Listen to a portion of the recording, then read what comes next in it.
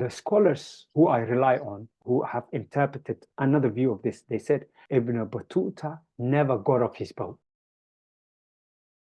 Hello Somali Corner family, welcome back to another Somali Corner episode. Recently, I shared a post featuring contents derived from a scholarly paper authored by Professor Abdurrahman Badio. This paper is an exemplary piece of academic work that delves deeper into the history of the Somali people on the Somali Peninsula. Professor Badio meticulously cites a wide array of sources ranging from ancient manuscripts and historical records to contemporary research studies. By doing so, he constructs a well-organized and chronologically coherent historical narrative that spans centuries. In this paper, Professor Badio begins by exploring the early history of the Somali Peninsula, examining the ancient civilizations that once flourished in the region. He highlights the cultural and economic exchanges that occurred between the Somali people and other civilizations, showcasing the region's significance in the broader context of world history. He traces the development of Somali identity, detailing various dynasties, empires, and sultanates that played pivotal roles in shaping the social and political landscapes of the area. He addresses significant events and periods such as the spread of Islam in the region, the impact of colonialism, and the struggles for independence and self-determination. By integrating these elements, he provides a nuanced understanding of the complexities and dynamics that have influenced the Somali people throughout history. Professor Badio's paper is not just a recounting of historical facts, but also critical analysis of the sources and evidences that are brought forth. He carefully evaluates the reliability and significance of each source, offering insightful interpretations and perspectives that enrich our understanding of Somali history. His scholarly rigor and dedication to presenting an accurate and thorough account make this paper an invaluable resource for anyone interested in the history of the Somali Peninsula. With that in mind, I would like to remind my viewers that this video serves as an extension of my last two videos, which were based on a detailed visualization of Abdurrahman Badio's paper on the history of the Somali Peninsula. These previous videos laid the groundwork by exploring Badio's comprehensive analysis of the historical evolution and significant events that have shaped the region. That being said, the primary objective of this video is to delve deeper into one specific aspect of Badio's paper, a particular source he cited. I have identified some content within this source that I believe warrants closer scrutiny and ultimately debunking. My intention here is to provide a thorough and well-reasoned critique of the claims made in this source, highlighting any inaccuracies or misconceptions. With that in mind, it's important to emphasize that my critique is focused solely on one source and not on Abdurrahman Badio's work as a whole. Badio's contribution to the understanding of Somali history are, again, invaluable, and my analysis aims to complement his research by ensuring all cited sources meet the highest standards of accuracy and reliability. I hope that this video will not only clarify my position but also encourage a more nuanced and informed discussion about the history of the Somali Peninsula. My ultimate goal is to contribute constructively to the ongoing scholarly dialogue and to help viewers better understand the complexities of historical research. The cited source in question in Professor Badio's paper is a quote sourced from Yaqut al-Hamawi's book titled Kitab Mu'jam al-Buldan, a Geographic Directory. In his work, Yaqut al-Hamawi makes a strange comment as follows. Among the cities found on the Zanj coast, the most important one is Mogadishu. Its inhabitants are foreigners, Guraba, who settled in that region. They are Muslims, divided into tribal sections, having no sultan, but each clan has a shaykh whose orders they follow. Mogadishu is situated on the mainland of the Berber, who are a tribe of nomads. There are a couple of inconsistencies in this particular statement. According to Yaqut al-Hamawi, Mogadishu is situated on the mainland of the Berbers, i.e. the Somali region. Now, with that in mind, in another statement he comments, Mogadishu is a city at the beginning of the country of the Zanj, to the south of Yemen on the mainland of the Berber in the midst of their country. Before I dive deeper into the many inaccuracies of al-Hamawi's historical records, one thing we know for sure is that Mogadishu has always been a trading port since since ancient times, i.e. since the pre-Islamic period. It was known as Serapion by the Greeks. According to written history, Arabs and people of Asian origin began arriving in Mogadishu during the advent of Islamic expansion. This raises the question, if Mogadishu was situated on the mainland of the Somalis and has always been an active port since pre-Islamic times, how can its inhabitants be described as entirely foreigners? Al-Hamawi carries on to say, These people are subdivided into tribal sections. They have no sultans, but each tribe having a sheikh whose orders they carry out. In this context, Al-Hamawi seems to be describing a Somali custom known as Oday Daqamed, a title given to a customary and Islamic lawgiver. Each Somali clan had its own Oday, i.e. sheikh, who carries out crucial community tasks. Customary lawgivers played a crucial role in maintaining social order and harmony. By utilizing the principles of customary law, the lawgiver sought to facilitate peace and prevent war through the integration of religion, which was central to the community's values. Assimilation practices and strategic marriages were encouraged to foster unity among diverse clans. Strict prohibitions against murder and executions were enforced to uphold justice and deter violence, ensuring that conflicts were resolved through peaceful means rather than through bloodshed. This approach not only maintained peace but also reinforced the social fabric of Somali society during those times.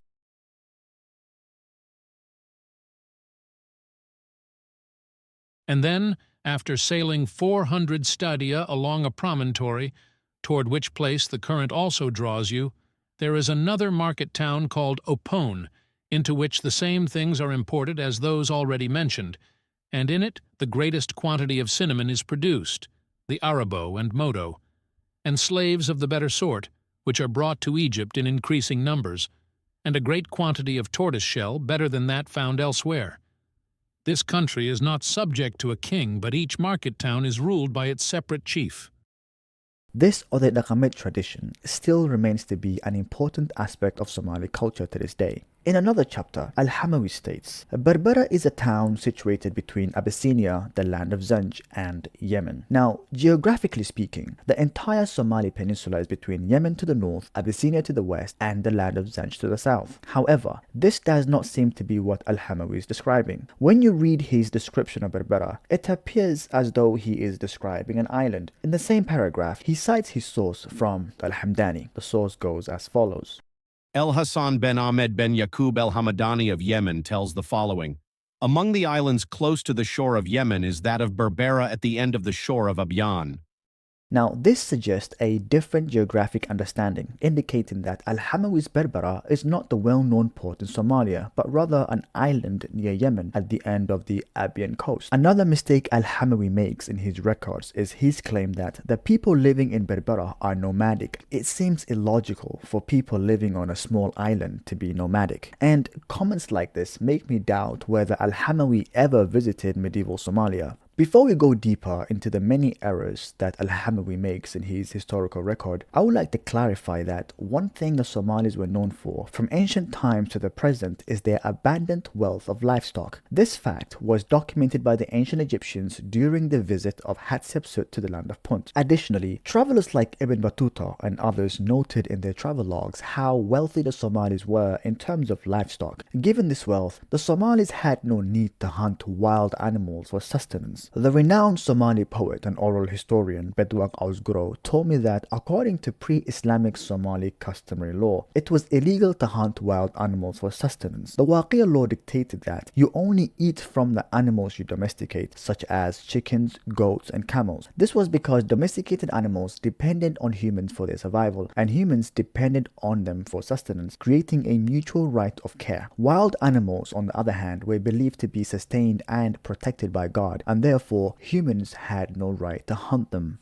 Even though hunting was generally forbidden, there were exceptions for religious and symbolic reasons. On these special occasions, people hunted predators like lions and leopards and other wild cats. However, hunting for sustenance was never a Somali practice. It was strongly discouraged. Traces of this custom are still apparent in some nomadic pastoral cultures till today. During the pre-colonial period, Somalia was teeming with wildlife of all kinds, most of which was ravaged and stolen by colonial powers. During the Civil War, Somali wildlife faced a significant hostility and neglect. This history further further underscores the inaccuracies in al-Hamawi's claims. In another translation, al-Basri is quoted as saying, They, Berbers, have a strange custom, even though they attach their genealogy to El-Akta and are reckoned among his family. Apparently, the name of this supposed Somali ancestor, El-Akta, literally means the one with a hand cut off. The thing is, these statements again reveal some inaccuracies and misunderstanding about Somali geography and genealogy. Historically, Somalis have occupied their own distinct territory. Additionally, the reference to Al-Akta and his peculiar name further highlights the challenges in interpreting and translating Al-Hamawi's historical records accurately. In the following quote, Al-Basri, as quoted by Al-Hamawi, discusses the Somalis and their customs, though much of his commentaries are speculative with only few accurate observations. He states, The Berbers are a group of black people situated between the land of the Zanj and the land of the Abyssinians. They have a peculiar custom. They live in groups in the wilderness, in houses made from grass. Here, it seems Al-Basri is describing the Somali Aqalhori, which is a nomadic shelter made of a particular grass belonging to the wider range of grass families. Al-Basri continues to say, If a man falls in love with a woman and wishes to marry her, but she is not of the same social standing, he will take a pregnant cow from her father's herd, cut the hair from its tail, and release it. Then, he flees, searching for someone he can emasculate. When the herder returns and informs the woman's father or her guardian, they pursue the man. If they catch him, they kill him. If not, he continues his search until he finds someone to castrate and bring back the severed penis as proof. If the cow gives birth before he accomplishes this, he misses his chance. He then becomes an exile, living in places where he is unknown, for returning home would mean death. However, if he succeeds, he gains possession of the girl, and no one can stop him, regardless of her status. Most of the people you see from these lands belonging to the group known as the Black Zaila are those who sought to castrate other males but were unable to do so. When they arrive in the lands of the Maghreb, they turn to the Quran and asceticism. Zaila is a village on the seashore in the area of the Abyssinians, inhabited by various groups, including the Zaila people. Most of the Berbers' livelihood comes from hunting. They use a type of wood that they cook and extract water from, thickening it until it becomes like tar. If a man consumes it, it does not harm him. However, if he is wounded, even in a spot as small as a needle prick, and the substance remains in the wound, it kills him. This is because the blood flees from the poison until it reaches the heart, where it gathers and causes the heart to burst. If one of them wants to test the poison, he pricks his leg with the tip of a needle. If blood flows from the wound, he brings the poison close to it, and the blood retreats, seeking its place. If he does not quickly cut off the affected area, the poison will kill him. This is one of their remarkable practices. They put a small amount of the poison on the tip of an arrow and hide among the trees. When predatory beasts like elephants, rhinoceroses, giraffes, and tigers pass by, they shoot them with the arrow. Once the poison mixes with the animal's blood, it dies instantly. They then harvest the tusks from the elephant, the horns from the rhinoceros, and the skin from the giraffe and tiger. And Allah knows best. Aside from the inaccurate placements of locations and false cultural attributions to people they had never met, some of these Arab travelers were infamous for exaggerating and expanding stories or information out of proportion. Throughout Arabian history, certain individuals have built their fortunes by narrating grand and marvelous tales that often transcended the boundaries of reality. These storytellers thrived on their ability to captivate audiences with narratives that were more fantastical and bizarre than actual historical events. The allure of their tales lay in their ability to weave elements of extraordinary into the fabric of their stories, creating a sense of wonder and fascination that drew people in. These stories were often more grand and marvelous than true history, designed to enchant and entertain rather than to inform. The more outlandish and unbelievable the story, the better it was received. Audiences were eager for escapism, for narratives that transported them to other worlds or brought to life extraordinary adventures that that defied the mundane realities of everyday life. In this context, the storyteller's success hinged on their creativity and ability to craft compelling narratives. They spanned tales of mythical creatures, heroic deeds, and far-off lands,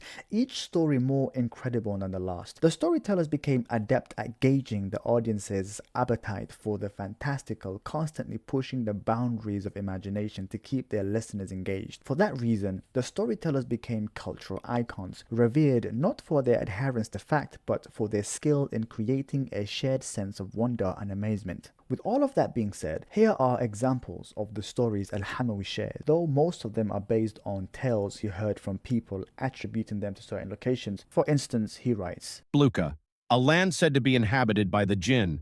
Abu al-Fath called it Baluka.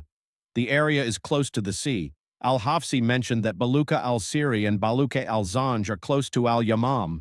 Jawaga, aka Zaybag, is an island located on the eastern borders of the country of India, behind the Harkand Sea, and on the western borders of China. It is said that Jawaga Island is part of the land of the Zanj.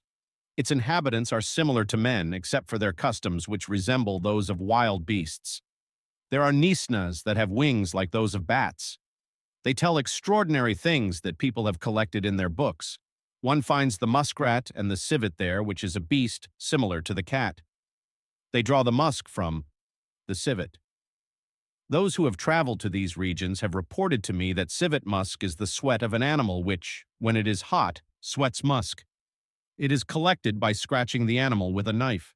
These narratives reflect the blend of myths and hearsay prevalent in the accounts of the medieval Arab travelers and historians. Al-Hamawi's description often combine fantastical elements with real geographic references, making it challenges to distinguish between fact and folklore in his accounts. Marina Tolmakeva, I'm not sure if I'm saying her last name right, so we're gonna stick to her first name. So throughout the video, I'm gonna be referring to her as Marina. Now, Marina also addresses the confusion caused by some medieval Arab travelers in their reports about far-off lands. She highlights the inconsistencies and overlapping terminologies used by different authors to describe the people and regions of the Horn of Africa. Marina notes that terms such as Berbera, Zanj, and Bilad al-Habash were often used interchangeably or inaccurately, leading to significant confusion in understanding the true ethnic and geographic distinctions. In her research, Marina examines various medieval texts, revealing how authors like al-Mas'udi, Abu al-Fita, and Yaqut al-Hamawi provided conflicting accounts of the same regions and people. For instance, al-Mas'udi identified the Berbers as a group of the Zanj. Abu al-Fita placed the Berbers within the land of Zanj. Yaqut al-Hamawi further complicated matters by referring to Berbera of al-Zanj and associating Merka and Mogadishu with different regions. Marina expresses, for the most part, Berbera has been accepted to denote the pre-Somali Cushitic-speaking population of the Horn of Africa. Descriptions of the coast customarily mention Bilad al-Habasha, then, moving eastward, according to the Ptolemaic geographic conception, Bilad al-Berbera, then Bilad al-Zanj, and Sofala. Al-Masudi names the Berbera as a group of Zanj. The town of Berbera, despite its seemingly obvious name, is sometimes placed in the land of al-Habasha and sometimes in the land of Zanj. For example, Abu al-Fida, 14th century, drawing on Ibn Sa'id al-Maghribi, refers to Berbera as part of Bilad al-Zanj. Yaqut, 13th century, adds to the confusion by referring to Berbera of al-Zanj and calling Merka a city on Zanzibar belonging to the Black Berbera. He also mentions the mainland of al-Berber alongside the Sea of Zanj and places Mogadishu, whose population later authors call Berbera, in the land of Zanj. From these accounts, the Berbers may be defined as a Negroid population. They are black, in contrast to the Berbers, neighboring the Zanj, and al-Habasha as well, and also as a minor group compared to both. They may be considered part of the Zanj, but the Zanj are not part of the Berbera. This suggests a perception of the land of Zanj as a major and dominant geographic concept in this part of the African continent. However, the inconsistent and sometimes overlapping use of geographic and ethnic terms likely reflects the migratory movements of populations in this area. After carefully analyzing what Yaqut al-Hamawi said about the inhabitants of Mogadishu, in which he asserts that they were all foreigners, I was inspired to delve deeper into the rest of his geographic directory. This thorough investigation helped me to understand the basis of al-Hamawi's work. I am inclined to conclude that after carefully considering his text, that perhaps leaving room for doubt, al-Hamawi never visited the entire medieval Somali peninsula. Instead, I believe much of his work may have been comprised of plagiarized sources or stories and tales he heard from others, which he himself mentions at times. So, that being said, I'm still willing to leave room for doubt that perhaps he did visit parts of medieval Somali states. However, as some of you might know, I have a habit of not settling well with doubt. If something raises questions, my mind goes on a curiosity spree. Therefore, I invited Mohammed Artan, a Somali historian who is very well known and respected by other Somali historians and popular Somali authors alike. I've learned a lot from him and I consider him to be my teacher, my friend, and a very knowledgeable individual who is well versed in all aspects of medieval Somali history and the history of East Africa in general. If you have questions about the medieval Islamic period of Horn of Africa, he is the man to go to. And that's why he is the man we're gonna go to for some answers in order to shed light on our doubts. In the following and final chapter of the video, I'll be talking to him about the issues I have raised concerning al-Hamawi's work. We will also dive further into other medieval Arab historians and travelers who mentioned Somalis in their historical records. Mohammed Artan, welcome, and good to see you again, man. Jazakallah khair for having me, brother Khalid. Jazakallah khair wa jaza. Bismillah ar-Rahman ar-Rahim. Alhamdulillah Rabbil Alameen. Salatu salam ala nabiyyina Muhammadin wa ala alihi وأصحابه ومن تبعهم بإحسان إلى يوم الدين. And I would like to warmly welcome everybody watching this, and I would want to say them Salaam Allah alaikum wa rahmatullahi wa barakatuh wherever you are. As always, you're an amazing host. There's very few people, to be honest, that are in this realm of interest of not only Somali history but also the history of the Horn of Africa, because Somalis do not come out of a vacuum. You know, we don't come out of we don't pop out of nowhere. Yeah, 100%. So, so that's really important to study it. And there's very few people who are really investigating and researching and writing and talking and videoing and blogging and trying ideas and everything else. So, subhanallah.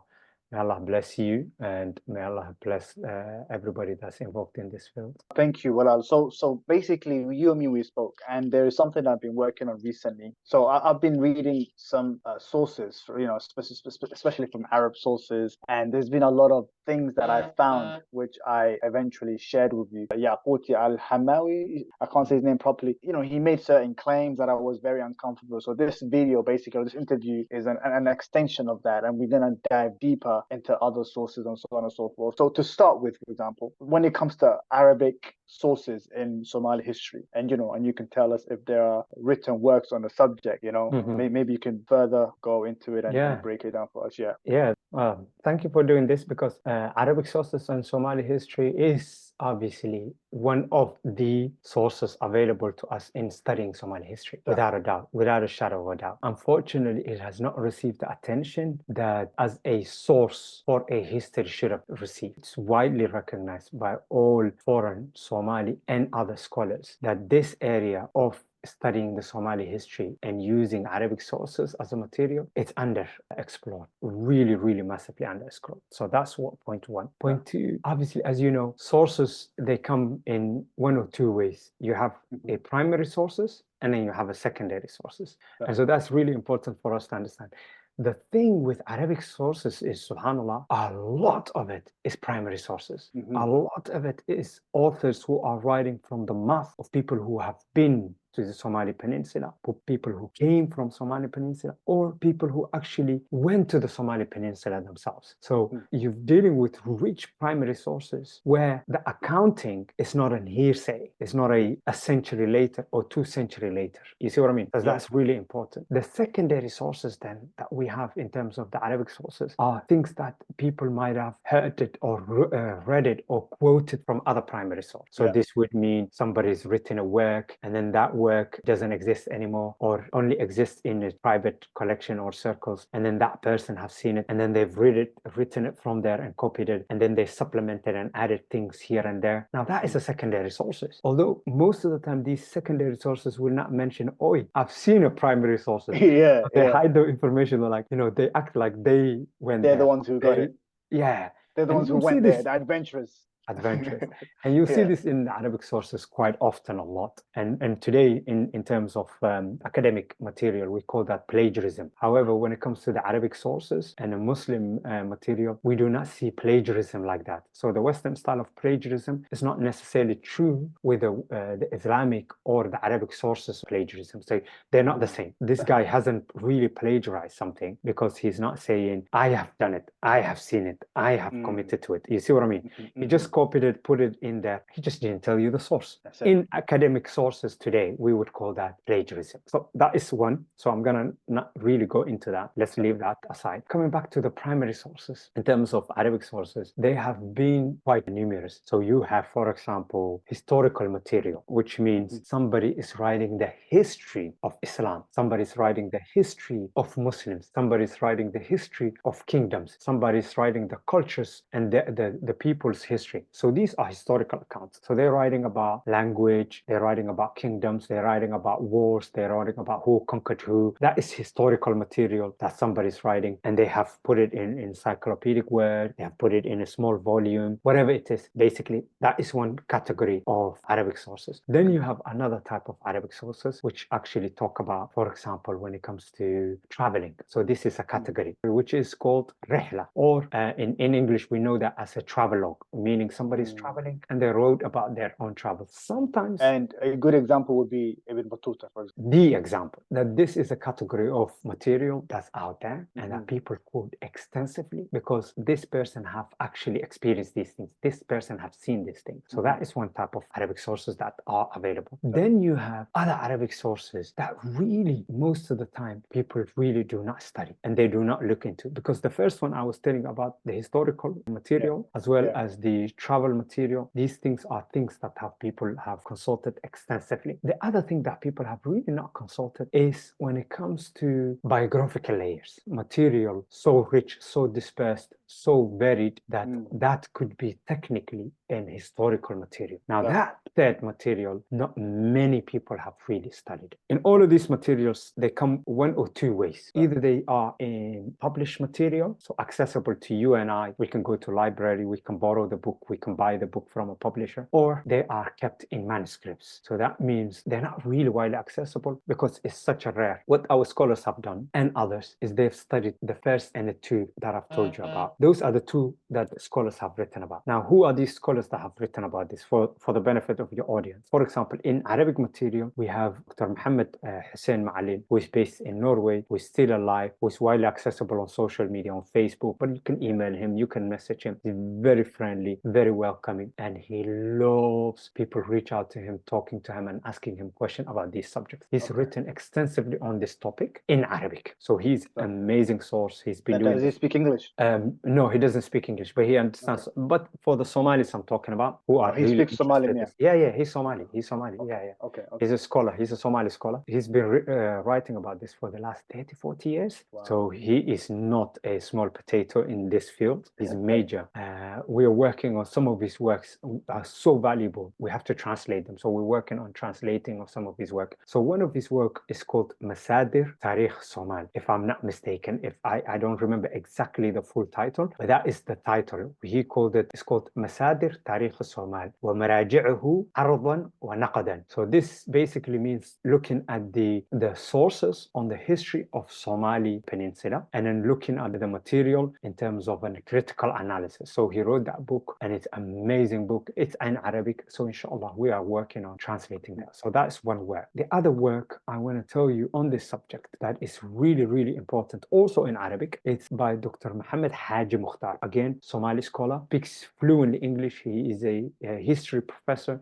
He teaches the University of Savannah. So if you look his profile up, he's a veteran. Again, he's been writing and reading, teaching about this for the last 40, 50 years. He's actually retiring soon, 50 years of professoring and lecturing on the subject. So he had a thesis in Azhar in the 70s that he wrote about the history of the Somali Peninsula in Arabic sources. So that was in Arabic material, but then he produced an English article out of it. If you Google it, and your audience, they Google it, they can easily find it. It's called Arabic Sources on Somali History. The same author, he's now working on finalizing a Somali version of his 50 years of research, his 50 years of material in history sources. So Alhamdulillah, this is coming out in the next month. We finished it now, we edited it, we finished it. However, it's in Somali. So for those people who read Somali, they can easily enjoy this, and it's beautiful because it's called Habka Ilmi Baris Tarikh Somali, so which means how Somali history is researched. Just to let the people know, all of these book editions that has been translated, you can find them from Loh Press.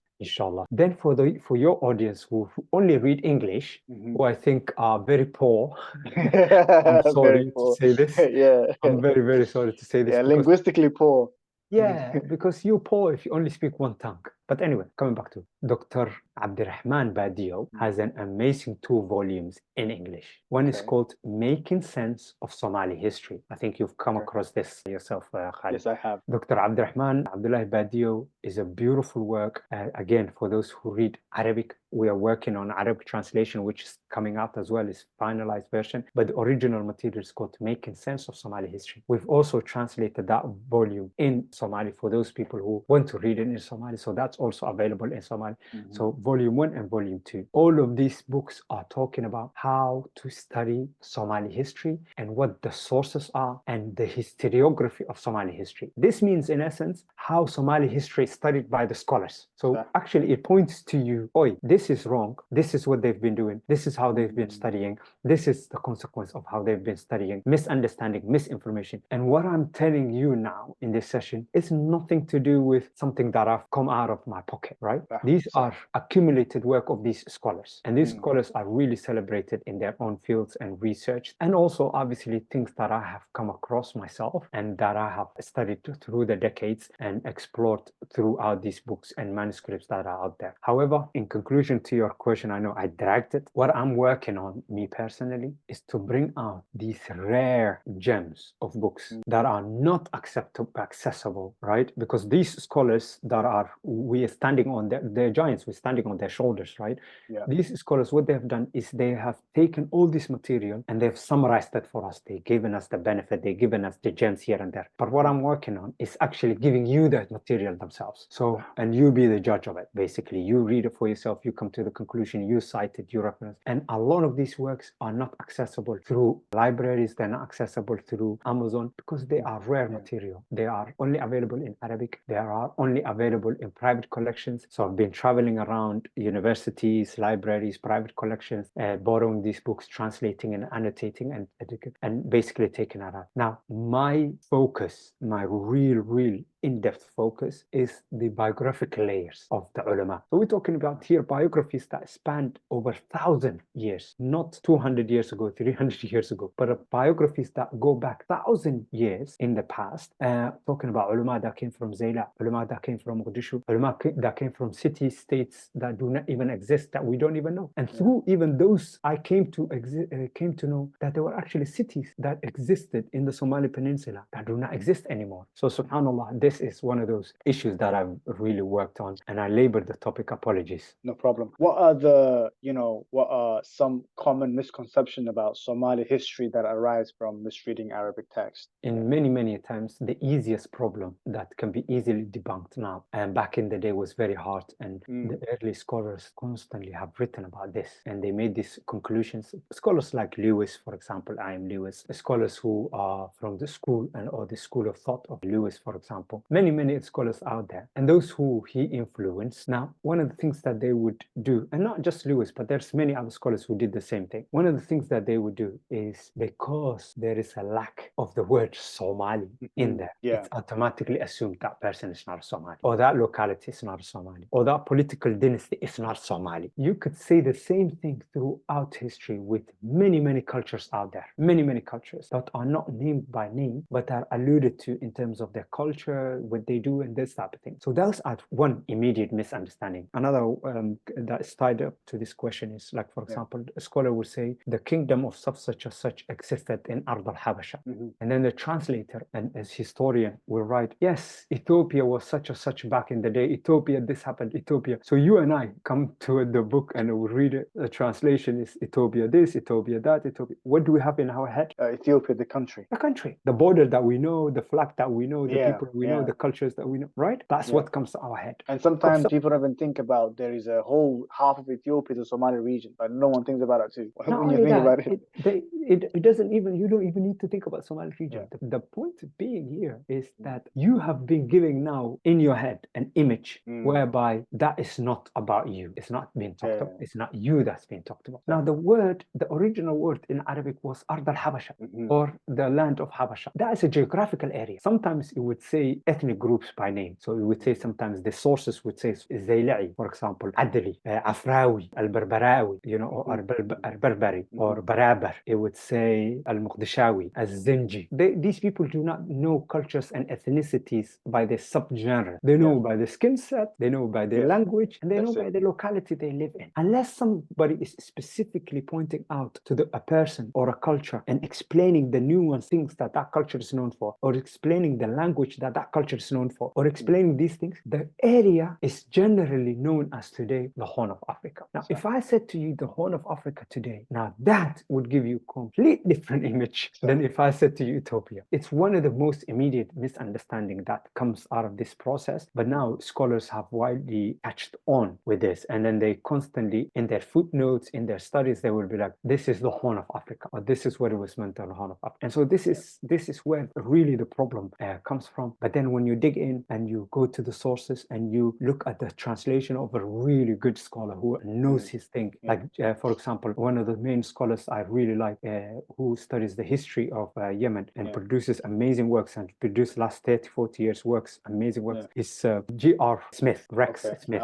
He's amazing. He translated. And then when you look at it, and then he goes to the Arabic sources and he's translating, and then the Arabic sources says Berberi, or says sometimes Habashi, but then everybody can see now he's referring to the Somalis. This scholar will put there Somali. He won't even say Habashi on Horn of Africa. He will just literally say Somali, right? Just to point out that they are referring to Somali, because that is what we know today. So the person doesn't need to originally say Somali, and that is one of those issues that comes up from misreading and misunderstanding. So how do these, misconceptions impact our understanding of Somali cultural heritage? Oh, it's impacts because when you have no ownership, when you have no stake, and when you cannot relate to this issue, when you cannot say, oh, this is my history, this is for me, this is designed for me, it is about me, then obviously you get this, it's not necessarily inferiority complex, but it's kind of inferiority complex, because at the end of the day, you're always saying Somalis did not exist back then, or we'll say this was the Oromo that this author was talking about, or the land was the Oromos, or literally they would say something to do with Somali language, literally, and every linguist knows that is a Somali word or a Somali language. But this person would say, yeah, no, that's not a Somali word, that's an Oromo word. What are you talking about? Yes, they are related to one another. Like you would hear Somalis tell us that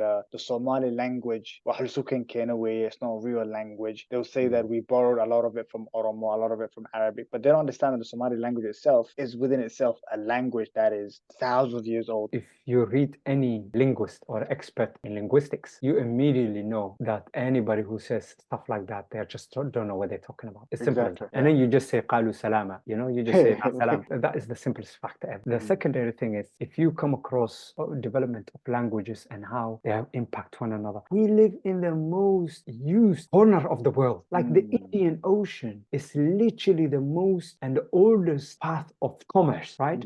Then you have the Red Sea, and then you have the Gulf of Aden, which is not that far. It's literally the same place. So Gulf of Aden, Red Sea, and then the Indian Ocean. These were the places where people went from left to right, etc. Because the known world used that. We're not talking about Europe, because at the time Europe was in the Dark Ages, so nobody went to them, and they didn't go to nobody. Nobody traded with them. So these things were completely different. But in the Middle East, the Arabian Peninsula, the Gulf states, Oman and Persia, when it comes to Transsaxonia, India, China, everybody everybody interacted with one another. And guess where they all used as a pit stop, traded with, passed things through? Somali Peninsula. Somali coast was one of the most used paths by the Greeks, by the Sumerians, by the Romans. You name any ancient civilization that existed.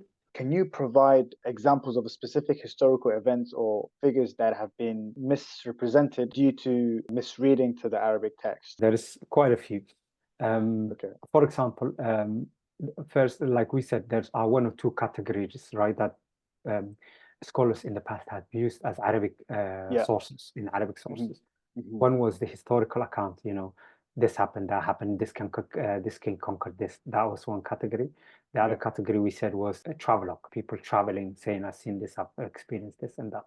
One of the things that happens subsequently is when, let's start with the latter, the travelers. When a traveler comes in a place and sees something, it's limited perception, meaning they saw at that moment what was happening. So they are describing a specific time, a specific geographic location with a specific mindset. That's it. One of the things that happened then subsequently is, I'll give you an example. Famously, Ibn Battuta. Let's use him as a case study, because Ibn Battuta, like we said, is widely quoted. He came to Zaila. First, he left Aden and he came to Zaila. Aden is a short hop to Zaila. Came to Zaila. Now, his description of Zaila, he says, وسافرت من مدينة العدن في البحر 4 أيام ووصلت إلى مدينة الزيلة وهي مدينة البرابرة وهم طائفة من السودان شافعية المذهب وبلادهم صحراء. So he says, and I have traveled from the Medina, or the town that's called Aden, on sea, and we traveled 4 days from Aden to Zaila, and I arrived to Zaila. And Zaila is the city that is inhabited by the Berbera. We remember we mentioned earlier on Berbera in terms of the Arabic chronicles is the Somalis by consensus.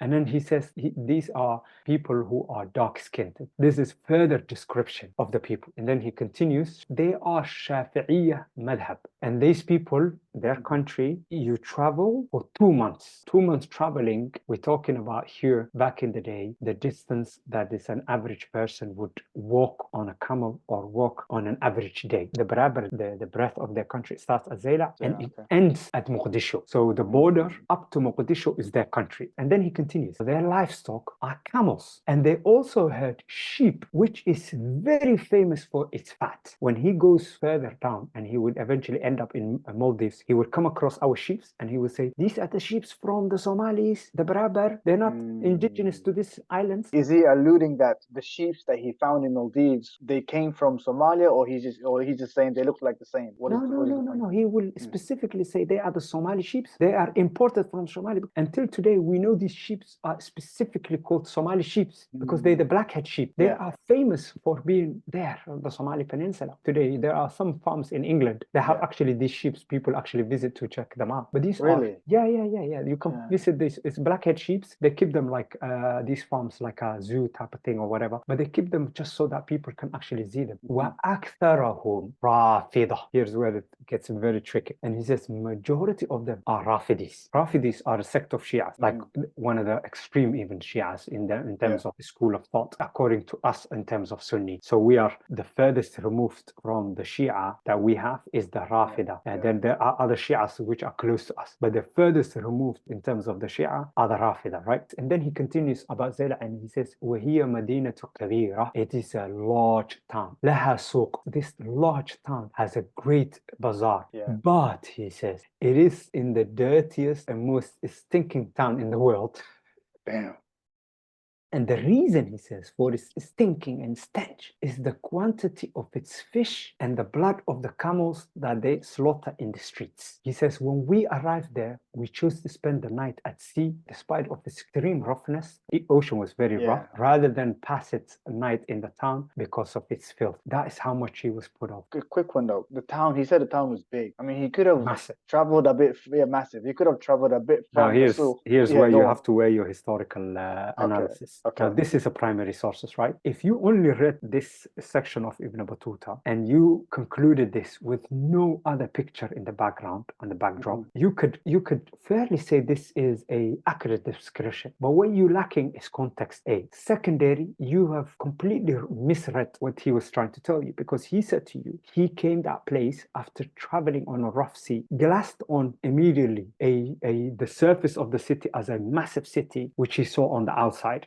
And secondary, when he got off the boat and he saw the market, that basically had a smell and stench to it because people were slaughtering. That's all he described. He did not describe commodities. He did not describe what people bought. He did not describe what people sold, because Ibn Battuta is very famous on when he goes to places, he mentions what's exported. He mentions what people eat. He mentions what people do. But the scholars who I rely on, who have interpreted another view of this, they said Ibn Battuta never got off his boat. Do you get what I mean? He came on ocean. It was probably very late of the day. He came, might have gone on the beach, got off on the beach, decided, you know what, I'm not feeling well with this weather, because most of the people who actually come and travel from Aden to Zaila through those ships throughout history, you will see they will feel uncomfortable. And the reason being is because the ocean can get really, really violent to the point where ships get destroyed. And there's so many accounts in history whereby somebody left Zaila, but his boat capsized and then they died. Or somebody came from Yemen and they were going to Zaila and their boats capsized and then they died. There's so many stories about this.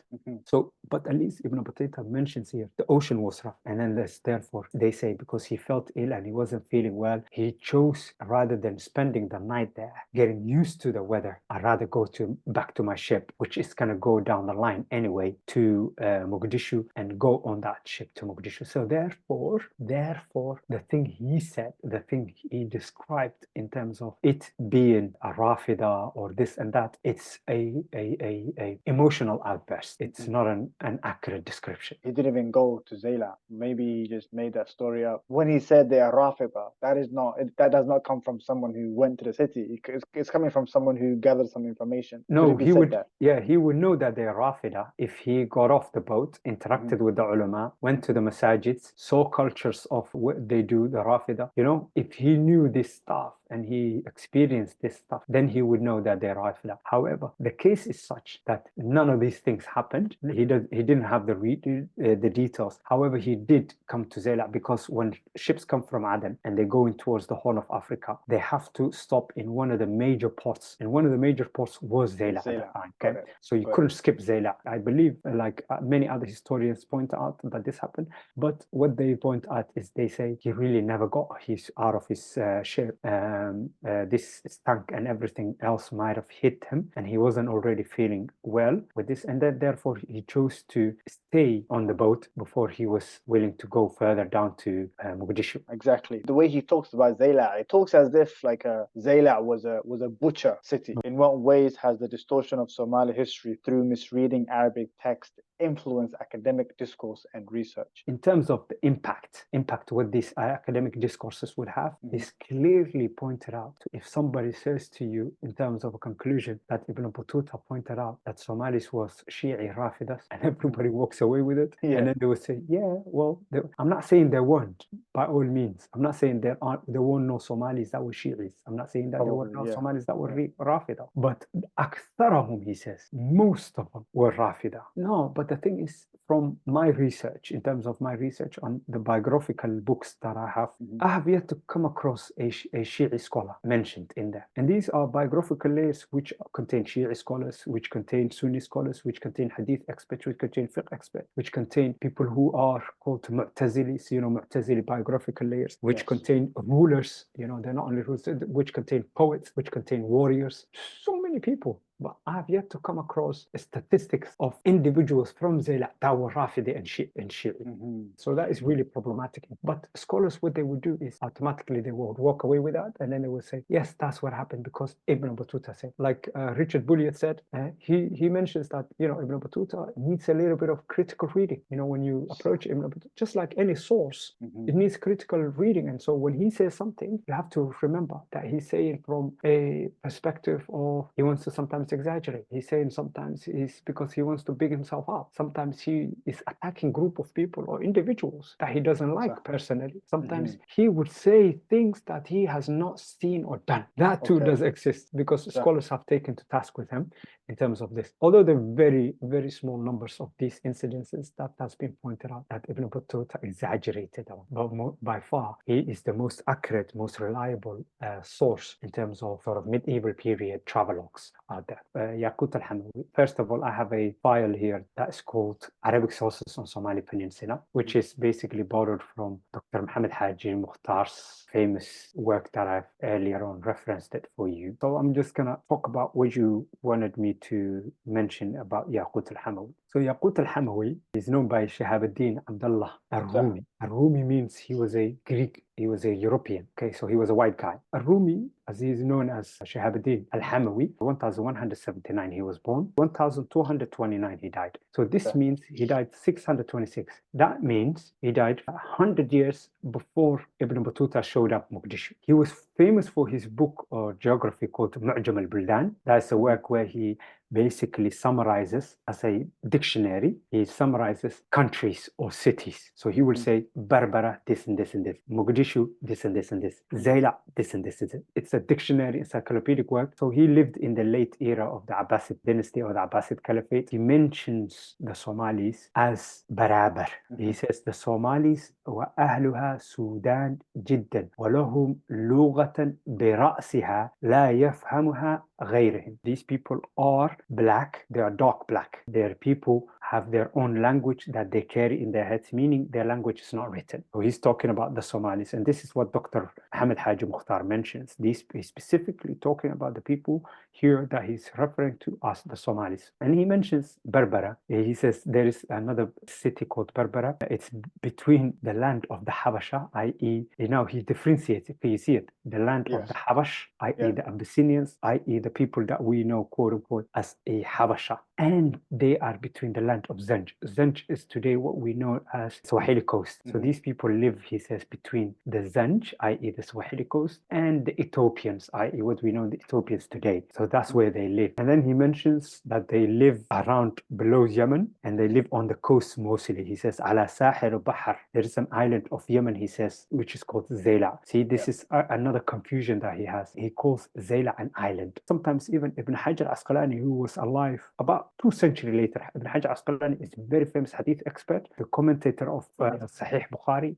called Fath al-Bari, one of the most famous hadith experts in the history of Islam. But he's also a major historian. When he writes about Mogadishu, about one of the scholars who came from Mogadishu and who was in Syria, he says he's from Mogadishu. And Mogadishu is an island in the coast of India. Like I'm talking about, this guy is an hadith expert who traveled extensively. He never went to our country. He went up to Yemen. It's a mistake. It's an error. Like imagine if I start using that material and say, yeah, there was an island Mogadishu that was in India. No, there's never been an island called Mogadishu in India. There has never been. Just read things critically, open your mind a little bit, try to understand that that is not what he was trying to say. The fact that we know that's not what he was trying to say, Khalid, is that a colleague of his that lived in the same time, who wrote also a similar book as Ibn Hajar Asqalani by the name of Ibn Nasir al-Dimashqi, he wrote, because these works that they both wrote was dictionaries on how to identify the hadith experts, hadith scholars, the name that they're attributed to, so the places that they're attributed to. So we need to differentiate them, because this comes within the science of hadith, which is called the ilm al-Rijal. Ilm al-Rijal is a science of knowing the man who narrated the hadith. So if I have a name called Muhammad Abdullah and another hadith expert is called Muhammad Abdullah, when we both come from darker complexion, and I am al-Muqdishawi and the other one is called al-Maqdisi, then there has to be a dictionary where they can say, no, this person al-Maqdisi is Quds, means Jerusalem. This person Maqdishi is a Shin, is from Somalia. Do you see what I'm getting at? Yeah. And this is one of the works I really consult a lot to find out which scholar was where, at what point, and that type of things. And so sometimes these problems keep coming back and coming back. However, the major issue is not the work. The major issue is what we do with the work, how we come away with it. And so Yaqut al-Hamawi, to mention the point I was mentioning about Yaqut al-Hamawi, is he's describing sets of people at a certain time from information that he not seen but read in other books or interviews conducted by people who basically were merchants and who traveled around these places, and then he recorded it. Now the reason that that is what we know, and we know, is we have contemporary material by a scholar, for example, by the name of Ibn Mujawir. And Ibn Mujawir, subhanallah, is also a scholar who has written his work around the same time al-Hamawi. Ibn Mujawir, he died 1291. So it's like 40, 50 years. And he wrote his book, which is the book in Arabic is called Tarikh al-Mustabsir. In English, it's called A Traveler of the 13th Century in Yemen or something like that. That's the name. But anyway, Ibn Mujawir, he visits and traveled from Damascus. Originally, he came from Persia, then went to Damascus, and then from Damascus, he came to Aden, and he stayed in Aden. And this guy wrote so many stuff about the Somalis. Overall, what you get the image is that he describes specifically the Somalis through the word Barabar, As far as I'm concerned, the stuff that I've read, he hasn't said something nasty about the Somalis in Somalia or in the Somali region, but he said a lot of crazy stuff of the Somalis in Yemen. But some of the stuff that he said is not even a Somali thing. Like he's, you know. So that is, I would say, that is a discussion to be had, because at the end of the day, when you're looking at source, you critique a source. You don't wholesale swallow it. You look at it, you compare with other sources, other material. Is this something possible? Is it not possible? Is he describing something fanciful? Because a lot of what Ibn Mujawir also describes fantasies and myths. So there's a lot of myths, and because the book is not designed, although he's written it as a history of his own experience and travels, it's mostly a comical rendition of what he experienced, where he experienced things that he saw himself and that he experienced and that he met with. A lot of the times is when it comes to the Somalis, he mentions. The reason I'm saying this and I'm using Ibn Mujawir, it's nothing to do with anything what he wrote about. But what I'm saying is I want to compare that with Hamawi. That's what I'm trying to say to you. Okay, cool. It's a contemporary work of Hamawi. What Ibn Mujawir does is he mentions who lives where at what time and who they are. They have similar material stories, but there are very little differences. Marco, what we do then is we walk away with those differences as a fact of life. No, we criticize and we look into it and we historically analyze. And then sometimes people actually mistranslate things, and then boom, they put it in their book. And this person is maybe a scholar, whatever. And then that mistranslation becomes so popular, like what you were just saying. You get a translation, and then boom, that translation is what you walk away with. Well, one of the reasons why I brought up al-Hamawi is the thing that he said about the predominant people of Mogadishu were non-Somalis. You know, so for me, that did not settle well with me. So that's why I had to go back to that particular question. Another thing that I forgot to mention to you, Yaqut al-Hamawi is working from secondary sources himself. He doesn't have primary sources. He's not working with things that he have come across himself. So he's working from a work that has been cited in the past. He's working on outdated material, basically, in the entirety, not just Mogadishu, but in the entirety of it. It's a second-hand source. Okay. It's not primary. But that's what I'm trying to tell you all this time. Hamawi is not a primary source. We treat it as a primary because that's what we have from him as a primary source from him. So he is to us a primary source. Okay, his material is not primary. It's not. It's secondary. Okay. Do you understand? So, and he's working with other material that's also secondary sometimes. So material that are copied from another material he's working with. That makes sense. That makes sense. 100%.